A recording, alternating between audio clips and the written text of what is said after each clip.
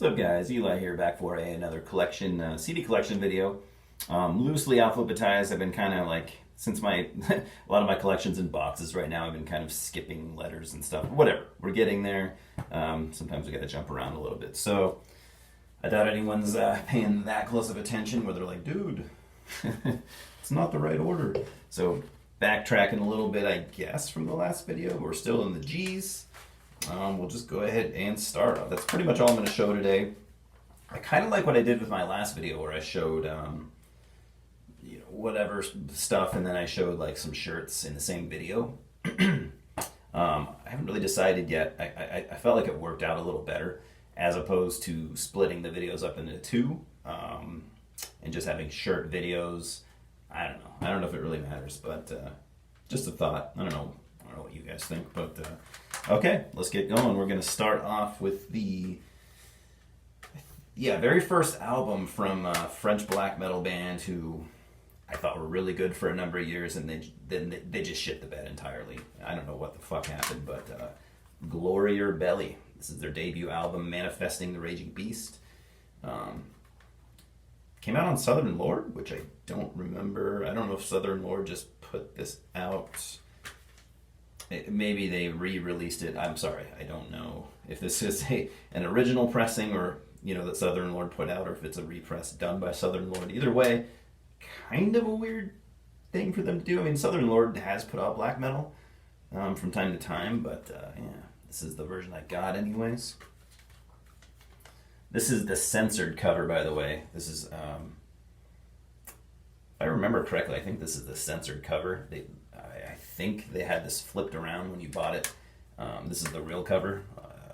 Obviously, that wasn't really probably allowed in most stores, but yeah, man, these guys were kind of along for the ride when that whole like orthodox black metal thing was really strong. A lot of bands from Sweden like Onscapt and stuff, and Watain and even Deathspell Omega in France.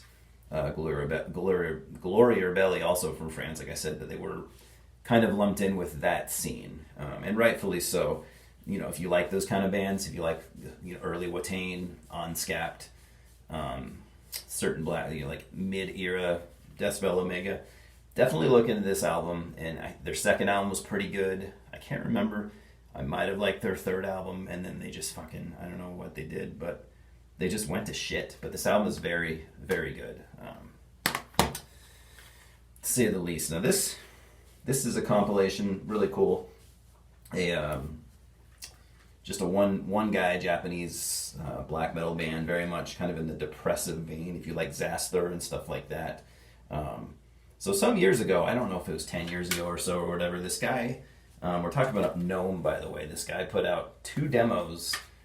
I can't remember if it was mid or late 90s, but like in the early to mid 2000s. I feel like people, at least in my country, in the U.S., either discovered Gnome for the first time, or maybe there was just a resurgence in interest. I can't remember, but yeah, this band, this dude kind of had a lot of talk for a good, I don't know, maybe it was only a year, but anyways, this project was kind of going across people's radars, mine included. So yeah, I'm sure those 2 demos are impossible to get, so they were just pressed on a CD. Came out 2012 on Zero Dimensional Records, not a label I'm familiar with, but yeah, like I said, if you like Xasthur, and if you like in my opinion, the better end of depressive black metal, I think it's really good. Very kind of like Varg-esque, shrieky vocals, maybe not as crazy as Silencer, but kind of along the lines of that. Very lo-fi, raw, simplistic, primitive black metal. I love it personally. I haven't listened to it in a long time, but I love it. Then we're moving on to, which I should have 2 albums from this band. Shit. Don't know where the other one went, but I did show it in a video recently because I only picked it up a couple months ago. So anyways, I'm just going to show the one. That's what I have in front of me here. Goatsnake with Flower of Disease. Definitely my favorite thing from this band. I love Goatsnake. They play that just kind of bluesy doom metal, I guess you'd call it, but just bordering on what people might call stoner rock. I don't use that term seriously. I don't like it, but these guys just killed, man, at playing that those genres, or that genre, whatever you want to call it. Cream of the crop as far as I'm concerned, and my favorite part of the band, musically a very cool band, but they have one of the best singers ever to come across these genres or whatever. Pete Stahl on vocals, just so good. I mean, you get that kind of like Scott Rieger from St. Vitus, that kind of vocal style, but I think this guy does it even better. So yeah, man. If you like any of that stuff, if you like St. Vitus, definitely check out Goatsnake. I'm not a big fan of a lot of bands that sound like this, but this band just fucking does it for me. Southern Lord Records, when did this come out? I don't remember, and I don't see a date, so early mid 2000s, shit, maybe late 90s. Yeah, sorry, I don't know. Love Goatsnake.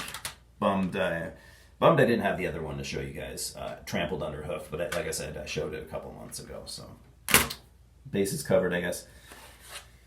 This next band, what do we got? Another French black metal band, fairly unknown, definitely not, they definitely never reached the popularity of like Glory or Belly, but or most other French black metal bands. But we got Goatfire. Fiendish Ruminations is a compilation of five demos. This came out on Total Holocaust Records. Raw black metal with a French flavor. You can't go wrong. It's very good stuff. I've had this a couple of years, and I think I've only listened to it once, but I did like it. Didn't listen to it enough to talk a lot about it, but I can definitely recommend if you like raw black metal, if you like French black metal, a band worth looking into. I think they had a new album out actually recently, which I think was only like their second full length. But yeah, because these demos came out in like I think late 90s, early 2000s, so worth looking into. Glad to own it, to be honest. Now the next remaining albums, all one band, Goat Horror. Obviously I've talked about them on this channel before. I'm a fan. I don't think everything they've done is great, but they do have some really good albums. And it's just a band for as popular as they are. I don't see a lot of talk. I don't know what happened with my voice just there, but I feel like they don't get a whole lot of talk, or maybe that's just in my circle of people. But this is their debut album, came out on Rotten Records in 2000. The Eclipse of Ages into Black. Arguably their best album, definitely their most black metal sounding album. Their most like pure black metal sounding album. It's not pure black metal. There's plenty of other influences here, but it's their most black metal sounding. I'm gonna show the back. So yeah, black metal, or black death metal, black death thrash metal, whatever you want to call it, out of Louisiana. Members of like Soylent Green and Acid Bath and stuff like that. Yeah, I quite like this album. I don't have their second album. I think that's the only one I don't have, so I really do need to get that. If I can remember. This is their third album. This is the first thing I ever got from them, and this might be my favorite, to be honest. We have a Haunting Curse. By this point, they were signed to Metal Blade Records. This might be the album that they signed to Metal Blade on. I can't remember if their second one was put out by Metal Blade, but yeah, 2006. I love this album. It's so catchy, and it's so, I don't know. It's just, it's a really good album. Very underrated, I think. Still very much black metal sounding. Maybe a little bit of death metal in there, a little bit of thrash metal, but yeah, I fucking love this album. I might not have as much to say for these next four. I like them fine, but they just don't resonate with me. I don't find them as memorable as the first three, but we have 2009's album, Carving Out the Eyes of God. Still Metal Blade Records. Good album. This might be better than everything that came after it, if I remember correctly. There's some great riffs on here. What's his name? Sammy Douay. Yeah, what a great guitarist. He can write riffs like no other. There's some cool, like, I can't remember which song it is, but there's some cool, like, early to mid kind of immortal sounding albums, or immortal sounding riffs, and it's just so catchy and really, really good. On this album, this is when they kind of started to lose me. Still a really good album. Almost like, still black metal. A lot of thrash going on in this one. It's good, but it didn't catch me as much as everything they did up to this point. But we have 2012's Blood from My Master. Still signed to Metal Blade. In fact, they're signed to Metal Blade to this day, so I guess I can stop saying that. But good album. I still throw it on every couple of years, but I don't find it as memorable as everything that led up to it. So, however, they put this out in 2014, and I actually liked this more than the previous two albums. I don't know if I'd call it a return to form. They never really changed their sound much at all. But as far as, it's a return to form, I think, as far as quality. So we got Constricting Rage of the Merciless with the cool cover art. I don't know. I just found this one more memorable. I liked it a lot. Might have to throw it on. It's been a while. And they would put out another album. This is their most recent album from 2017. This one just didn't. It's still the same formula musically. This one just didn't. I just didn't find it very memorable. It didn't do a lot for me, to be honest. I probably listened 2 or 3 times, but yeah, Vengeful Ascension. Pretty cool cover art, right? It's fine. It's not a bad album, like I said. It's not like they changed anything to throw me off. Sound wise, still sounds exactly like they always did. I just found it less memorable. I don't know what else I could say about it, and maybe it's just me. So, that's all the CDs I'm going to show today. I'll do my daily comic book for those few that care. We have the this is my second copy, actually, of the first issue of The Darkness, a comic that I really liked back in the day. I don't know how well it holds up now. I haven't read this comic. I haven't read any Darkness stuff in probably over 10 years, so I don't know. I don't know if it's aged well for me personally, but it was one of my favorites from back in the day, so. Yeah, it's just about this ex-mafia dude who basically... it's been so long I don't even remember the storyline now, but yeah, he was an ex-mafia dude, like a hitman, I think. I